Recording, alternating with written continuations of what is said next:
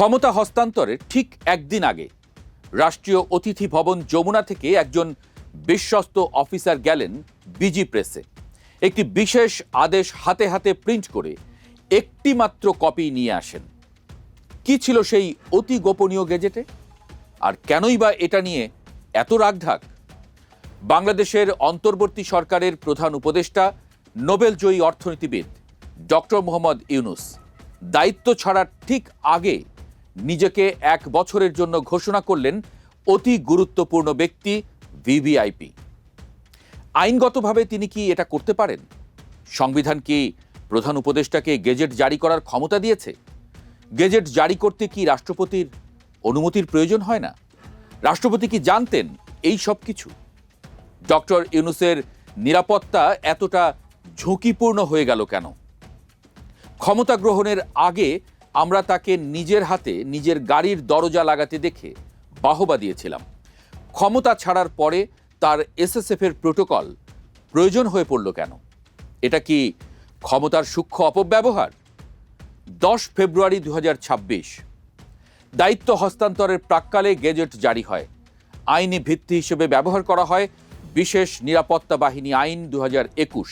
এই আইনের আওতায় ভিভিআইপি স্ট্যাটাস পেলে তিনি পাবেন 24 ঘন্টা বিশেষ নিরাপত্তা, এসএসএফ প্রোটোকল, বিমানবন্দরে ভিভিআইপি লাউঞ্জ সুবিধা এবং রাষ্ট্রীয় পর্যায়ের আনুষ্ঠানিক প্রোটোকল। প্রশ্ন হলো, অন্তর্বর্তী সরকারের একজন প্রধান উপদেষ্টা যিনি নির্বাচিত নন বরং অস্থায়ী প্রশাসনিক প্রধান, তার জন্য 1 বছরের ভিভিআইপি মর্যাদা কি স্বাভাবিক? গেজেটে বলা হয়েছে এটা রাষ্ট্রপতির আদেশক্রমে জারি হয়েছে। ধরে নিচ্ছি রাষ্ট্রপতি এটা জানতেন, তার অনুমোদনের পরেই এটি জারি করা হয়েছে। কিন্তু তাই যদি হবে, তাহলে এটা নিয়ে এত তাড়াহুড়ো এবং গোপনীয়তা কেন করা হলো?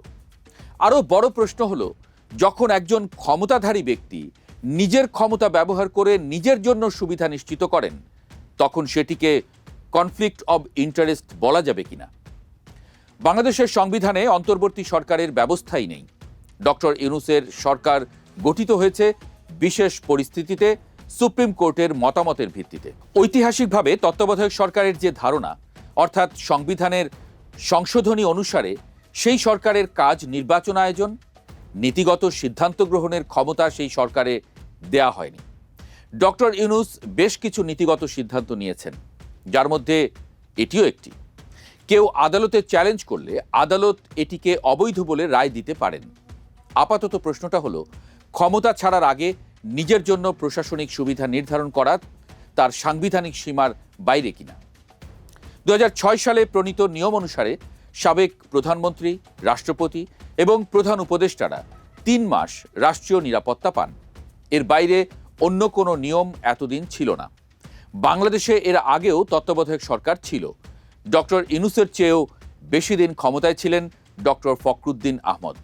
2007 থেকে 2009 সালের সেই তত্ত্বাবধায়ক সরকারের প্রধান ফখরুদ্দিন আহমদ ক্ষমতা ছাড়ার আগে নিজের জন্য কোনো বিশেষ ভিভিআইপি গেজেট জারি করেননি। তবে একেবারেই কেউ যে করেননি তা নয়।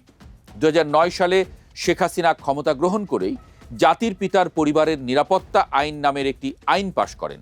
এটিও ব্যাপক বিতর্ক তৈরি করেছিল সে সময়। তবে আইনটি প্রণীত হয় সংসদে। তবে ডক্টর ইউনূস ক্ষমতা গ্রহণ করেই এই আইনটি বাতিল করে দেন। ব্যক্তি বিশেষের জন্য বিশেষ নিরাপত্তা সুবিধা বাতিল করে নিজেই আবার ক্ষমতা ত্যাগের সময় নিরাপত্তা সুবিধা গ্রহণ করলেন।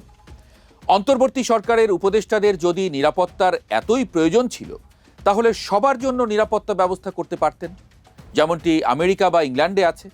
আমেরিকায় সাবেক প্রেসিডেন্টরা আজীবন সিক্রেট সার্ভিস নিরাপত্তা পান। কিন্তু এই সুবিধা ব্যক্তিগত সিদ্ধান্তে নয়, ঐতিহাসিকভাবেই কংগ্রেস প্রণীত আইনের মাধ্যমে তারা এটি পেয়ে আসছেন। একইভাবে ব্রিটেনেও সাবেক প্রধানমন্ত্রীদের নিরাপত্তা ঝুঁকি মূল্যায়নের ভিত্তিতে নির্ধারিত হয়।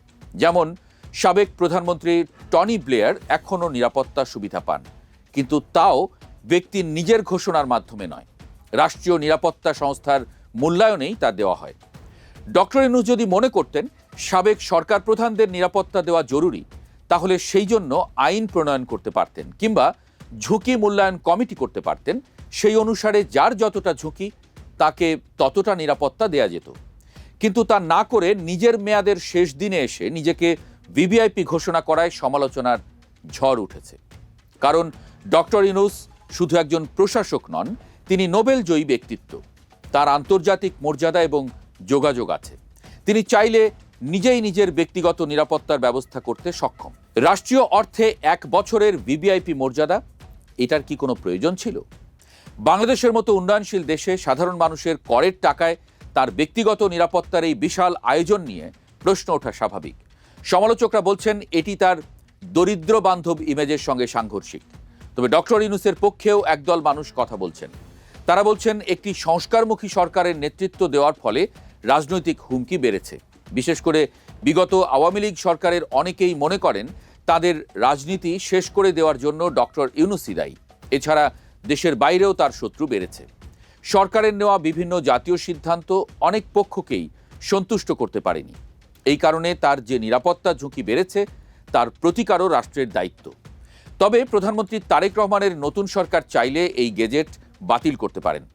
2006 সালে প্রণীত নিয়ম অনুযায়ী সাবেক প্রধানমন্ত্রী, রাষ্ট্রপতি এবং প্রধান উপদেষ্টারা 3 মাস রাষ্ট্রীয় নিরাপত্তা পান।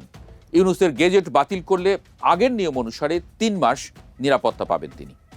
বিশ্লেষকরা বলছেন ডক্টর ইউনূসের জন্য আলাদা নিয়ম করা হলে এটা ভবিষ্যতের জন্য নজির হয়ে থাকবে। তাই সরকারের উচিত হবে অন্য সরকার প্রধানের জন্য যে নিয়ম, ডক্টর ইউনূসের জন্য সেই একই সুবিধা দেওয়া উচিত। অথবা সরকার চাইলে ব্রিটেনের মতো রিস্ক অ্যাসেসমেন্ট কমিটি করতে পারে। প্রধানমন্ত্রী তারেক রহমান দীর্ঘদিন ব্রিটেনে ছিলেন, কাজেই ব্রিটেনের নিয়মকানুন সম্পর্কে তার অভিজ্ঞতা আছে।